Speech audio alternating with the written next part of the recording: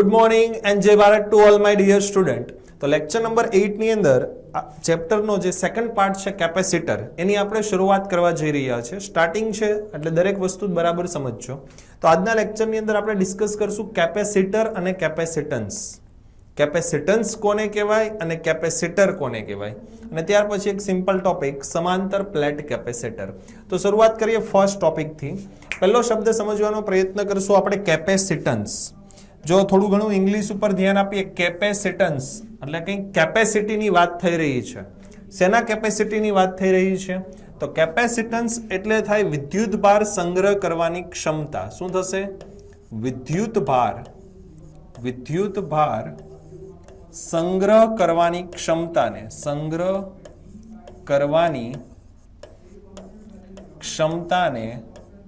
Capacitance કહે છે. વિદ્યુત ભાર સંગ્રહ કરવાની ક્ષમતાને શું કહેવામાં આવે છે? કેપેસિટન્સ. એટલે કંઈક કેપેસિટી ઉપરથી વાત થઈ રહી છે. હવે વિદ્યુત ભાર સંગ્રહ કોણ કરે? હું કે તમે? ના, હું કે તમે સંગ્રહ નહીં કરી શકે વિદ્યુત ભારનો. તો વિદ્યુત ભારનો સંગ્રહ કરે છે કોઈ સુવાહક. વિદ્યુત ભારનો સંગ્રહ કોણ કરી શકે? કોઈ સુવાહક. તો જે સુવાહક વિદ્યુત ભારનો સંગ્રહ કરવાની ક્ષમતા ધરાવે છે એ સુવાહકને કેપેસિટર કહેવાય. ચાલો, બંને શબ્દ ક્લિયર થઈ ગયા હશે. વિદ્યુત ભાર સંગ્રહ કરવાની ક્ષમતાને કહેવામાં આવે છે કેપેસિટન્સ, અને જે સુવાહક વિદ્યુત ભારનો સંગ્રહ કરે છે એને કહેવામાં આવે છે કેપેસિટર. ઓકે, સિમ્પલ છે. હવે આપણે એ જોઈએ કે કોઈ પણ સુવાહક છે એ કેટલો વિદ્યુત ભાર સંગ્રહ કરી શકે. કંઈક તો એની પાસે લિમિટેશન હશે ને. 10 coulomb, 20 coulomb, 50 coulomb, 1000 coulomb, 1 crore coulomb, કંઈક તો કેપેસિટી હોય કે નહીં? તો એ વસ્તુ આપણે સમજીએ કે વિદ્યુત ભાર સંગ્રહ કરવાની ક્ષમતા ઉપર કંઈ લિમિટેશન છે કે નહીં, અને જો લિમિટેશન છે તો એ લિમિટેશન કોના કારણે છે એ વસ્તુ સમજવાનો પ્રયત્ન કરીએ. તો ધારો કે આપણી પાસે એક સુવાહક ગોળો છે. આપણી પાસે એક સુવાહક ગોળો છે. આ સુવાહક ગોળા ઉપર આપણે ધીમે ધીમે વિદ્યુત ભાર જે છે એને મૂકતા જઈએ છીએ. એટલે ધીમે ધીમે આપણે અહીંયા વિદ્યુત ભારનો સંગ્રહ કરતા જઈએ છીએ. રાઈટ? તો શું થશે?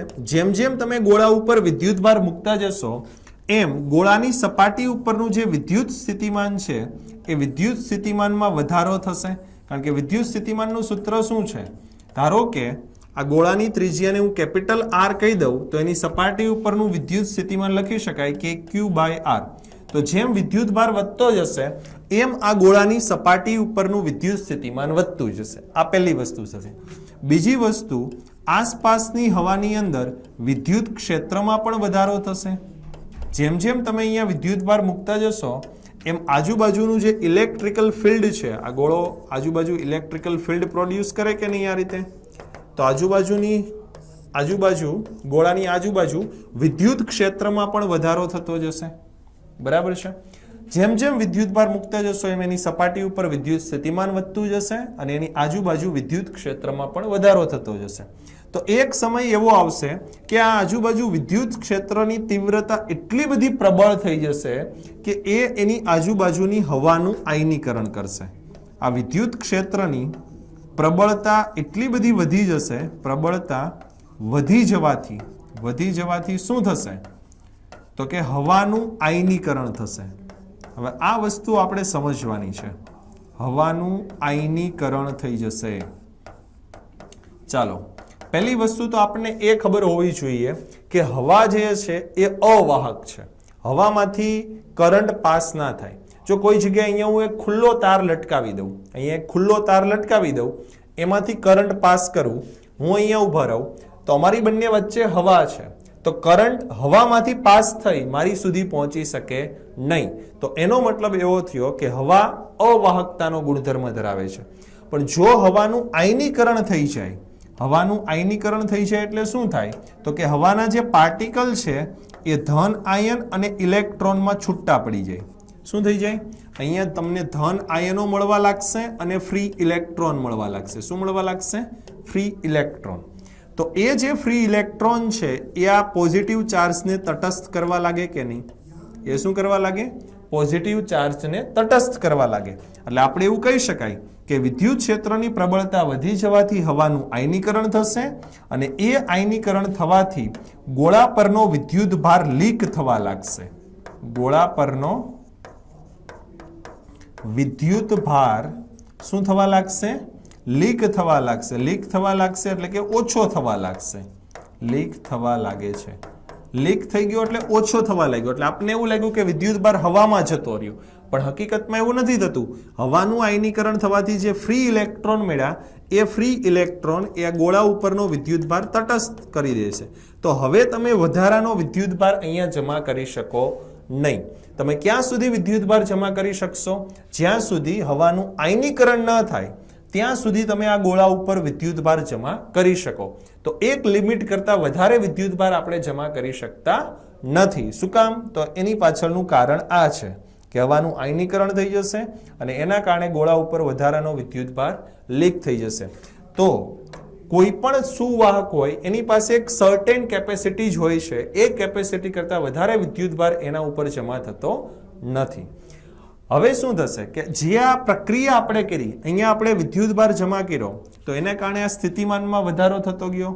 તો એ દરમિયાન દરેક તબક્કે ગોળા ઉપરનો વિદ્યુત ભાર Q અને એની સપાટી ઉપરના વિદ્યુત સ્થિતિમાનનો ગુણોત્તર જો નોટ ડાઉન કરવામાં આવે તો આ ગુણોત્તર જે છે એ હંમેશા અચળ રહે છે. દરેક તબક્કે આ ગુણોત્તર કેવો હોય છે? અચળ. જેમ જેમ તમે અહીંયા વિદ્યુત ભાર જમા કરતા જાવ તો Q નું મૂલ્ય વધતું જશે, સાથે V નું મૂલ્ય પણ વધતું જશે અને બંનેનો ગુણોત્તર કેવો રહે છે? અચળ રહે છે. અને આ અચળ ગુણોત્તરને આ ગોળાનું કેપેસિટન્સ C કહેવામાં આવે છે. અને શું કહેવામાં આવે? ગોળાનું કેપેસિટન્સ. તો આનો SI એકમ બનાવવો હોય તો વિદ્યુત ભારનો એકમ થશે કુલંબ અને વિદ્યુત સ્થિતિમાનનો એકમ થશે વોલ્ટ. તો કુલંબ પર વોલ્ટ, જેને આપણે ફેરાડે કહેશું. એને આપણે શું કહેશું? ફેરાડે. ખ્યાલ આવે છે વૈજ્ઞાનિકના નામ ઉપરથી. તો કેપેસિટન્સનો SI એકમ થશે કુલંબ પ્રતિ વોલ્ટ, જેને આપણે ફેરાડે કહેવામાં આવે છે. તો ખ્યાલ આવી ગયું કેપેસિટર કોને કહેવાય, કેપેસિટન્સ કોને કહેવાય અને આ ગોળાનું કેપેસિટન્સ કેવી રીતે વ્યાખ્યાયિત કરવામાં આવે? Q/V ઉપરથી. ઓકે, ચાલો હવે માનો કે અહીંયા મેં મેક્સિમમ વિદ્યુત ભાર જમા કર્યો. એક્ઝામ્પલ તરીકે મેં અહીંયા મેક્સિમમ વિદ્યુત ભાર જમા કર્યો 20 કુલંબ. કેટલો જમા કર્યો? 20 કુલંબ. હવે મારે 20 કુલંબ કરતા વધારે જો વિદ્યુત ભાર જમા કરવો હોય તો મારે બે સુવાહકોની મદદ લેવી પડશે. એક્ઝામ્પલ તરીકે મારે 30 કુલંબ વિદ્યુત ભાર જમા કરવો છે. આ એક ગોળો છે. મારો ટાર્ગેટ શું છે? મારો ટાર્ગેટ છે 30 કુલંબ વિદ્યુત ભાર જમા કરવાનો. પણ થશે હું જેવો હું 20 કુલંબ વિદ્યુત ભાર પર પહોંચીશ, કેટલા પર પહોંચીશ? Q = 20 કુલંબ પર પહોંચીશ તો આ પરિસ્થિતિ થશે. 20 કુલંબ પર આવીશ તો શું થશે? આજુબાજુનું વિદ્યુત ક્ષેત્રની પ્રબળતા વધી જશે. એના કારણે હવાનું આયનીકરણ થઈ જાય. આયનીકરણ એટલે ધન આયન અને ઇલેક્ટ્રોન છૂટા પડી જાય. એ ઇલેક્ટ્રોન ગોળા પર આવશે એટલે ગોળા ઉપરનો વિદ્યુત ભાર લીક થવા લાગશે. વધારાનો વિદ્યુત ભાર જમા થશે નહીં. પણ મારો ટાર્ગેટ આ છે, મારે અહીંયા સુધી પહોંચવું છે, આ મારો ટાર્ગેટ છે. તો શું કરવું જોઈએ? તો એના માટે એક બીજી સિમ્પલ મેથડ છે કે તમારે જે સુવાહક ગોળા ઉપર જેટલો વિદ્યુત ભાર જમા કરવો હોય, એક્ઝામ્પલ તરીકે મારે અહીંયા +Q એટલે 30 કુલંબ વિદ્યુત ભાર જમા કરવો છે, તો તેટલો જ વિદ્યુત ભાર ધરાવતો ઋણ ગોળો, એટલો જ વિદ્યુત ભાર ધરાવતો ઋણ વિદ્યુત ભારિત ગોળાને જો એની નજીક મૂકી દેવામાં આવે, ધારો કે આ બંને ગોળાને હું કોઈ d જેટલા ડિસ્ટન્સ ઉપર મૂકી દઉં છું. કેટલા ડિસ્ટન્સ ઉપર? d ડિસ્ટન્સ ઉપર. તો શું થશે? અહીંયા જે પોઝિટિવ ચાર્જને કારણે જે ઇલેક્ટ્રિકલ ફિલ્ડ હતું એ ઇલેક્ટ્રિકલ ફિલ્ડ આ નેગેટિવ ચાર્જને કારણે ન્યુટ્રલાઇઝ થઈ જશે. એટલે એની તીવ્રતા કેવી થઈ જશે? ઓછી. તીવ્રતા ઓછી થઈ જશે તો આયનીકરણ થશે નહીં અને હું અહીંયા 30 કુલંબ વિદ્યુત ભાર જમા કરાવીશ. તો જે આ Q વિદ્યુત ભાર છે એ Q વિદ્યુત ભારને આ કેપેસિટર પરનો વિદ્યુત ભાર કહેવાય. તો આ રીતે જે બે સુવાહકથી રચના બને એને પણ આપણે કેપેસિટર કહી શકાય. તો અહીંયા આપણે એવું લખી શકાય કે બે સુવાહકથી બનતી રચનાને કેપેસિટર કહે છે. બે સુવાહકથી બનતી રચનાને કેપેસિટર કહે છે. હકીકતમાં તો આપણે આ જ યુઝ કરશું, પણ સિંગલ ગોળાને પણ કેપેસિટર કહી શકાય. આ પણ કેપેસિટર છે અને આ બે સુવાહકથી જે રચના બની એ પણ કેપેસિટર છે. અહીંયા ગોળા પરનો વિદ્યુતભાર આપણે Q લીધો હતો 20 કુલમ. અહીંયા પણ જે કેપેસિટર પરનો વિદ્યુતભાર કોને ગણવાનો, પ્લસ Q ને કે માઇનસ Q ને? તો આ જે પ્લસ Q છે એને જ ગોળા ઉપરનો વિદ્યુતભાર ગણવાનો, જે આપણો ટાર્ગેટ હતો તે. તો Q એ ગોળા ઉપરનો વિદ્યુતભાર થશે. હવે ધારો કે આ જે ગોળો છે એની સપાટી ઉપર કંઈક સ્થિતિમાન હશે V1, આ નેગેટિવ ગોળો છે એના ઉપર કંઈ પણ સ્થિતિમાન હશે V2. તો બંને વચ્ચેનો જે વિદ્યુત સ્થિતિમાનનો તફાવત છે V1 માઇનસ V2 એને કેપેસિટરનો વિદ્યુત સ્થિતિમાનનો તફાવત કહે છે. એને શું કહે છે? કેપેસિટર પરનો પોટેન્શિયલ ડિફરન્સ. ઇંગ્લિશમાં લખું છું પોટેન્શિયલ ડિફરન્સ. કેપેસિટર પરનો potential difference that is V1 minus V2. તો અહીંયા પણ એવું જોવા મળે છે કે દરેક તબક્કે આ વિદ્યુત સ્થિતિમાનનો તફાવત, હવે હું શબ્દ યુઝ કરું છું વિદ્યુત સ્થિતિમાનનો તફાવત, અને આ વિદ્યુતભાર Q નો ગુણોત્તર અચળ રહે છે. દરેક તબક્કે આ Q અને V નો ગુણોત્તર અચળ રહે છે, જેને બે સુવાહકોથી બનતા કેપેસિટરનું કેપેસિટન્સ કહે છે. સૂત્ર એનું એ જ રહેશે. જો સિંગલ ગોળો હોય તો સપાટી પરનું સ્થિતિમાન આવશે V, અને જો બે ગોળા હોય તો અહીંયા પોટેન્શિયલ ડિફરન્સ આવશે, સ્થિતિમાનનો તફાવત આવશે. ખ્યાલ આવે છે? સૂત્ર એનું એ જ રહેશે Q by V is equal to C, Q by V is equal to C. પણ સિંગલ ગોળો હોય તો સપાટી પરનું સ્થિતિમાન, અને જો બે ગોળા હોય તો સ્થિતિમાનનો તફાવત લેવાનો છે, પોટેન્શિયલ ડિફરન્સ. એસઆ એકમ થશે કુલમ પર વોલ્ટ, જેને આપણે ફેરાડે કહીએ છીએ. તો આ થઈ ગયું બે સુવાહકથી બનતું કેપેસિટર, રાઈટ? હવે અહીંયા જે આનું કેપેસિટન્સ C છે એ આ Q કે V પર આધારિત નથી. સર સૂત્રમાં તો Q અને V આવે છે, તો તમે કેવી રીતે કહી શકો સૂત્ર પર આધારિત નથી? પણ હા, એ કેપેસિટન્સ એ આ બંને ઉપર આધારિત નથી. કોના પર આધાર રાખે છે? તો કે આ ગોળાની જે ભૌમિતિક સંરચના હોય, ભૌમિતિક સંરચનાની અંદર શું આવે? ગોળાનો આકાર, ગોળાનો આકાર, પછી એનું માપ. ગોળાઓ નાના છે કે મોટા છે? નાનો ગોળો હોય તો ઓછો વિદ્યુતભાર સંગ્રહ કરી શકે, મોટો ગોળો હોય તો વધારે સંગ્રહ કરી શકે. અને બંને વચ્ચેનું અંતર. તો કેપેસિટન્સ, ખાસ યાદ રાખજો, ખાસ યાદ રાખજો કે કેપેસિટન્સ એ ગોળાઓના આકાર, એનું માપ અને એમની વચ્ચેના અંતર પર આધાર રાખે છે. આ પહેલો પોઈન્ટ. બીજો પોઈન્ટ એ એમની વચ્ચેના અવાહક માધ્યમ પર પણ આધાર રાખે છે. અત્યારે મેં બંને વચ્ચે અવાહક માધ્યમ તરીકે આપણે હવા કન્સિડર કરી છે. અત્યારે આપણે શું કન્સિડર કર્યું છે? હવા. તો આ બંનેનું જે કેપેસિટન્સ છે C એ બંને વચ્ચેના અવાહક માધ્યમ પર પણ આધાર રાખે છે. કેવી રીતે એ સમજવાનો પ્રયત્ન કરીએ. એક્ઝામ્પલ તરીકે તમારે C ની વેલ્યુ વધારે જોતી હોય, આપેલા Q માટે તમારે વધારે કેપેસિટન્સ જોઈએ છે, ઇન શોર્ટ તમારે વધારે વિદ્યુતભારનો સંગ્રહ કરવો છે, તો આ સૂત્ર ઉપરથી હું એવું કહી શકું કે V નું મૂલ્ય નાનું હોવું જોઈએ. V નું મૂલ્ય કેવું હોવું જોઈએ? નાનું હોવું જોઈએ. જેમ V નાનો એમ કેપેસિટન્સ વધારે. પણ જો V નું મૂલ્ય મોટું કરવામાં આવે તો શું થાય? કેમ એવું કીધું કે ભાઈ V નું મૂલ્ય નાનું હોવું જોઈએ? V નું મૂલ્ય મોટું કરો તો શું થશે? તો પહેલી વસ્તુ, એક વસ્તુ અહીંયાથી એ ખબર પડે છે કે C નું મૂલ્ય ઓછું થઈ જશે. સૂત્ર ઉપરથી તો ખબર પડી ગઈ કે જો V મોટો હશે તો C નાનો થઈ જશે. આ તો સૂત્ર ઉપરથી ખબર પડી.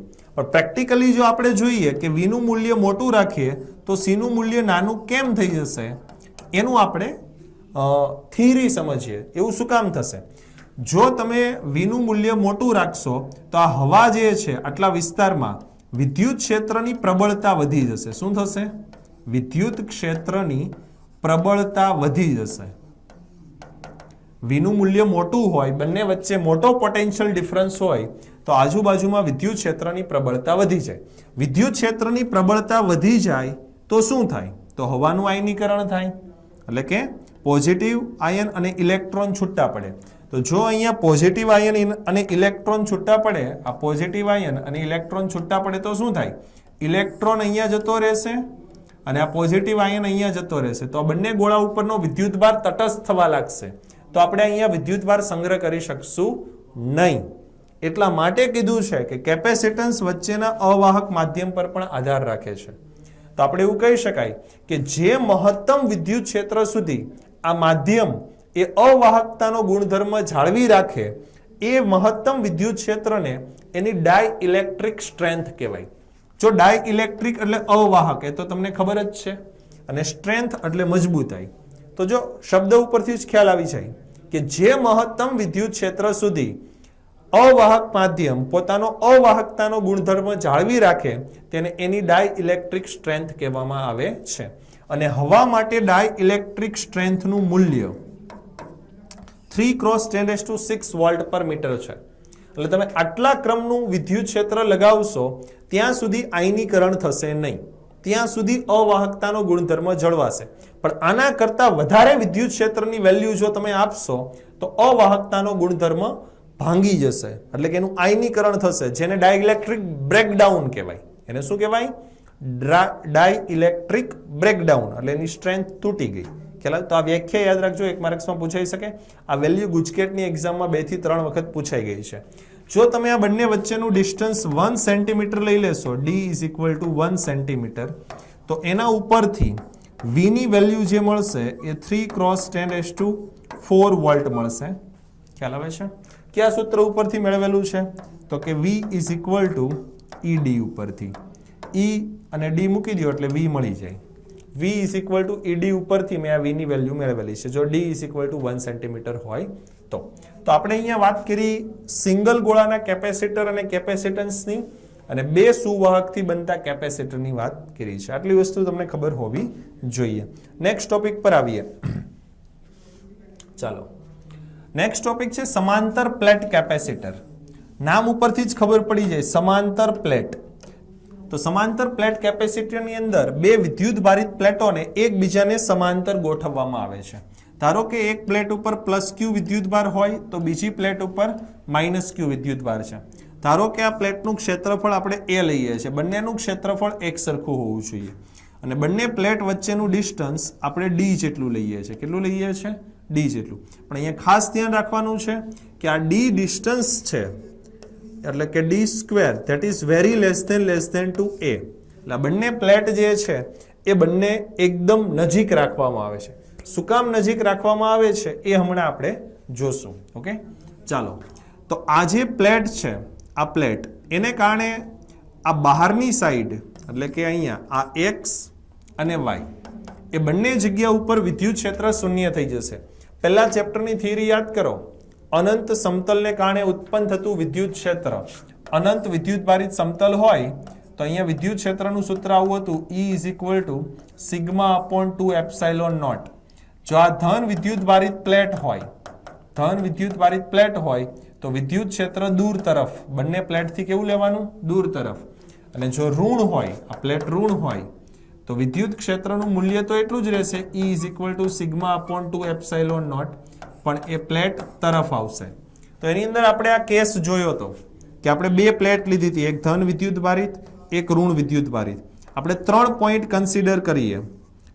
આમાં x અને y બંને પોઈન્ટ બહાર છે, અને અહીંયા z પોઈન્ટ અંદર છે. તો x પોઈન્ટ પાસે આ ધન પ્લેટને કારણે વિદ્યુત ક્ષેત્ર દૂર તરફ હશે, અને ઋણ પ્લેટને કારણે આ બાજુ, તો અહીંયા ટોટલ ઇલેક્ટ્રિકલ ફિલ્ડ 0 થઈ જશે. સેમ વસ્તુ અહીંયા પણ ટોટલ ઇલેક્ટ્રિકલ ફિલ્ડ 0 થઈ જશે. વચ્ચેના વિસ્તારની અંદર મારે ઇલેક્ટ્રિકલ ફિલ્ડની વેલ્યુ મેળવવી છે. આ બંને પ્લેટની વચ્ચેના વિસ્તારમાં મારે ઇલેક્ટ્રિકલ ફિલ્ડની વેલ્યુ મેળવવી છે. તો ધન પ્લેટને કારણે, ધન પ્લેટને આપણે નામ આપી દઈએ પ્લેટ નંબર 1, અને કહી દઈએ પ્લેટ નંબર 2. તો 1 ને કારણે ઇલેક્ટ્રિકલ ફિલ્ડ E આ બાજુ હશે, 2 ને કારણે પણ આ બાજુ હશે. તો વચ્ચેના વિસ્તારમાં ટોટલ ઇલેક્ટ્રિકલ ફિલ્ડ કેટલું થશે? E = σ/2ε0. બંને એક જ દિશામાં છે એટલે સરવાળો. તો σ/2ε0 = σ/ε0. સિગ્મા એટલે શું? તો કે આ પ્લેટ ઉપર વિદ્યુત ભારની પૃષ્ઠ ઘનતા, વિદ્યુત ભારની પૃષ્ઠ ઘનતા, પૃષ્ઠ ઘનતાનો SI એકમ તમને ખ્યાલ હશે, કુલમ પ્રતિ મીટર સ્ક્વેર. કેવી રીતે લખી શકાય? That is Q/A. એકમ ક્ષેત્રફળ દીઠ વિદ્યુત ભારને કહેવામાં આવે વિદ્યુત ભારની પૃષ્ઠ ઘનતા. તો અહીંયા સિગ્માની કિંમત મૂકશું તો ઇલેક્ટ્રિકલ ફિલ્ડ E = સિગ્માની જગ્યાએ Q/A ε0. તો આ મને શું મળ્યું? બે પ્લેટ વચ્ચેનું ઇલેક્ટ્રિકલ ફિલ્ડ મળ્યું. મારે શું કરવું છે? સમાંતર પ્લેટ કેપેસિટરનું કેપેસિટન્સ મેળવવું છે. તો કેપેસિટન્સનું સૂત્ર શું છે? C is equal to Q/V. તો મારે પોટેન્શિયલ ડિફરન્સ V મેળવવો પડશે. V એટલે શું કીધું તું યાદ રાખો. જ્યારે બે પ્લેટની વાત હોય, બે સુવાહકોની વાત હોય તો V શું આવે? બે પ્લેટ વચ્ચેનો પોટેન્શિયલ ડિફરન્સ. કેવી રીતે મેળવી શકાય? તો V is equal to E into D લખી શકાય. E એટલે ઇલેક્ટ્રિકલ ફિલ્ડ અને D એટલે ડિસ્ટન્સ. તમને થાય સર આ V is equal to ED સૂત્ર ક્યાંથી આવ્યું? તો બધી પાછળની થિયરી ખબર હોય તો જ ખબર પડશે. આપણે આવું એક લખ્યું હતું, E is equal to minus dV/dx. શું લખ્યું હતું? E is equal to minus dV/dx. વિદ્યુત સ્થિતિમાનનું વિકલન કરીએ, આ dx છે ને આ બાજુ લઈ લઈએ તો E dx is equal to potential difference આવે. dx એટલે થાય ડિસ્ટન્સ. તો અત્યારે આપણે ડિસ્ટન્સ લીધું છે d જેટલું, અથવા તો બંને બાજુ ઇન્ટિગ્રેશન કરી દો તો બી ખ્યાલ આવી જશે. dx નું અહીંયા x થઈ જશે અને અહીંયા v થઈ જશે. ખ્યાલ આવે છે?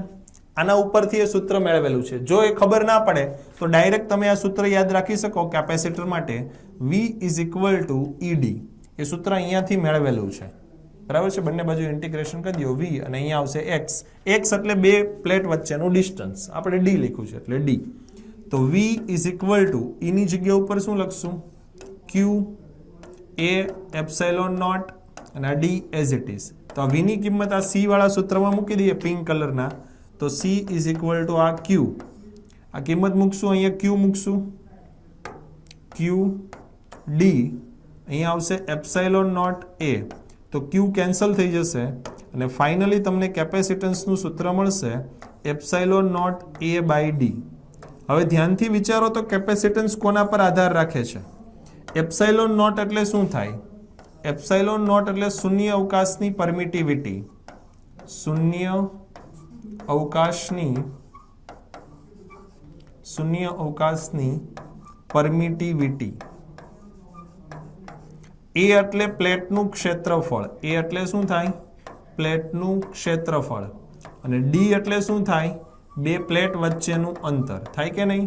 તો અહીંયા સમાંતર પ્લેટ કેપેસિટરનું કેપેસિટન્સ કોના પર આધાર રાખે છે? જો મેં અહીંયા જ કીધું હતું.